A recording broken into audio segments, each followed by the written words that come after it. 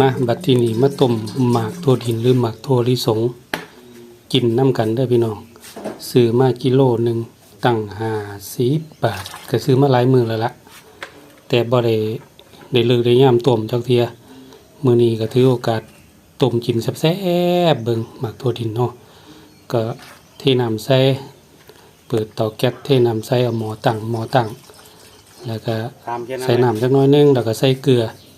เพื่อเพิ่มรสชาติให้มันมีความเข้มจักหน่อยนึงน่ะเนาะหมักถั่วดินนี่มันเป็นอาหารสุดยอดอีหลีเลยเป็นอย่างอื่นว่าหมักถั่วดินมันเกิดอยู่ใต้ดินมันเลยเป็นตัวก็เลยหมักถั่วดินสันเอาว่าก็ต้มไว้สักหน่อยนึงรอเดือดประมาณสัก10 กว่านาทีหรือ20 นาทีก็ได้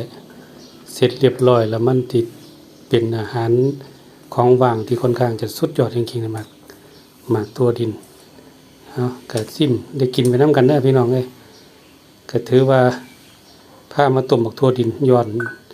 นบ้านครับตั้งแต่กี้นี่เฮ็ดกินประจำเพราะว่าปลูกในสมัยก่อนนี่ปลูกไว้ในน้ำให้น้ำสวนปลูกนิดๆน้อยๆมันก็เกิดให้เฮาได้กิน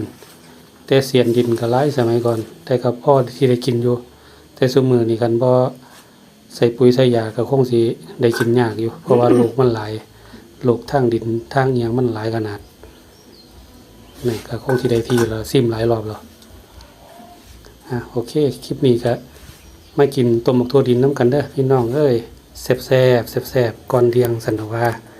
เนาะ